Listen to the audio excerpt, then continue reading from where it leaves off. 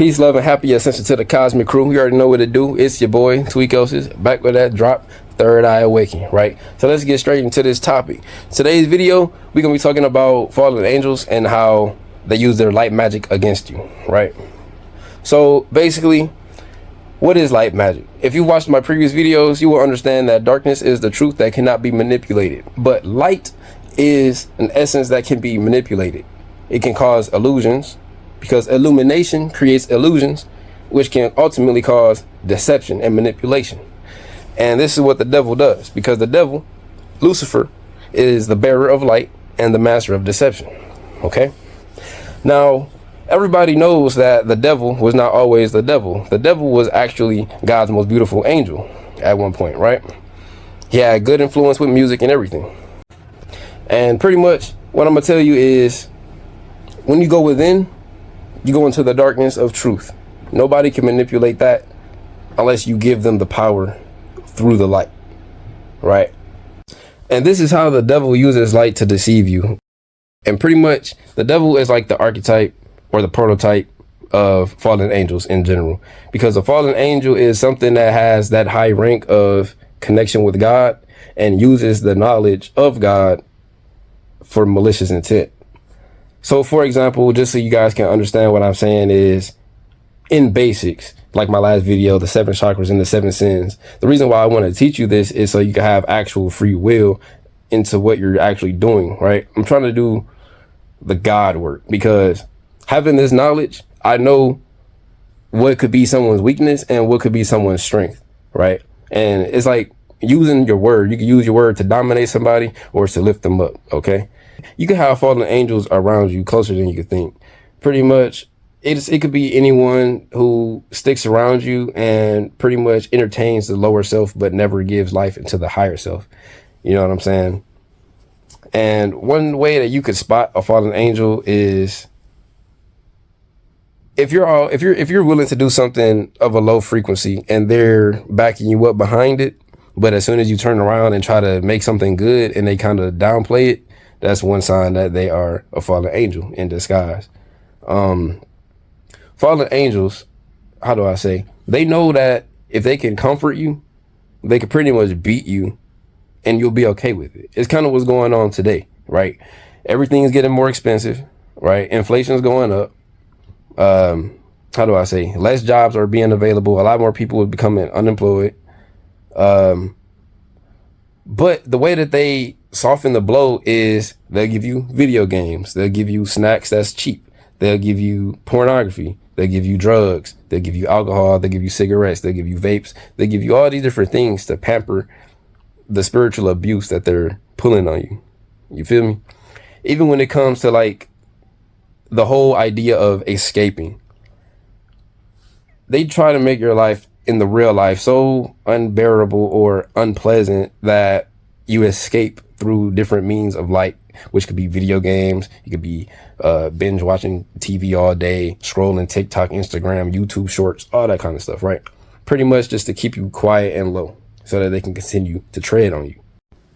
One main tactic of a fallen angel is to create a problem and sell the solution so that they could be seen as a hero, so that you don't realize who they really are. And that's one of the devil's greatest tricks, was to convince the world that he never really existed. So pretty much a good example would be how they did with TikTok. I'm not going to say anyone's names because I don't want this video to be flagged, but if you were aware of what was going on with TikTok previously, there were certain entities that wanted to take TikTok away from you, right? And pretty much it was all about causing a commotion, distracting everybody. Oh my God, they're taking TikTok, they're taking TikTok, you know? And then that's when they gave it right back. And everybody's like, yay, we got TikTok back, we got TikTok back. And, you know, they kind of just pushed it under the rug, like as if there was no real concern about TikTok anyway. Everybody's like, well, it came back. You know, that's how it just goes. Everything's normal now. Just so they could roll around and turn TikTok into a hyper surveillance app to where they can watch and learn so much about you. Now, when it comes to this, a lot of people wouldn't even bat an eye because they feel like their information is already out there for the government to grab, such as driver license, social security, or whatever. But what you fail to realize is that they're tightening up their databases because we're heading into a new world order. And what they want to do is they want to sift through different people so they can categorize different people in their database as extremists, or so that they can make one category fight the other category so that they can stay distracted while the people in power stay in power. Like, for example, even what I'm doing right now could be seen as a dangerous act, right? Because I am actively telling you about what these fallen angels are doing against every single one of us. And, you know, if I'm going against their agenda, they could see that as a threat, right? But somebody's got to come out with it and somebody's got to say it, right? Like, literally someone has to. So I'll be the one to say it. With that being said, I'm not an extremist. I don't look forward to war. You know what I'm saying? Another trick that fallen angels and devils do is that they take the truth and they pervert it and turn it into misinformation. Pretty much like with Jesus Christ and his followers. Jesus spoke against idol worship, but yet they turned his followers into idol worshipers by worshiping Jesus Christ as an idol, right? And what that does is it disconnects you from God directly. Because if the kingdom of heaven is within, but you keep going without the kingdom of heaven, then that's what it'll be. You will be without the kingdom of heaven. You will be outside of God's reign, right? You would be giving your energy to external forces, right? And if you give power away, then that's less power that you retain. And power is not bad. Power is not to be misconstrued with pride, right? Power is what gives you life, is what gives you freedom, is what gives you will, right? And without that, you're just a peon. You're just a sheep. You're just a follower. You're ultimately nothing. One way that fallen angels keep their power is with Stockholm syndrome. Stockholm syndrome is pretty much where someone gets kidnapped and they fall in love with the person who kidnapped them, right? And pretty much like how I said earlier, they give us all this pampering so that we don't realize the spiritual abuse that they're putting onto us, right? So if you imagine if someone has different vices, right? Which could be synonymous to sin, right? Let's say every time they do a vice, they plug in a wire within themselves. You can have someone who plugs in snacks, video games, pornography, drugs, alcohol, whatever else, right? And when you try to free them from that and you pull those things out, they're going to be so addicted and so trained that they will literally get violent and try to fight you for trying to take that away from them, right? It's kind of like with that TikTok situation I said earlier, how the government was like, oh, we're going to take it away from you. And everybody was going crazy about it. Then they were like, we'll give it back to you, but with a twist. It's that same thing. It's like, okay, we take away one of these mediocre pleasures.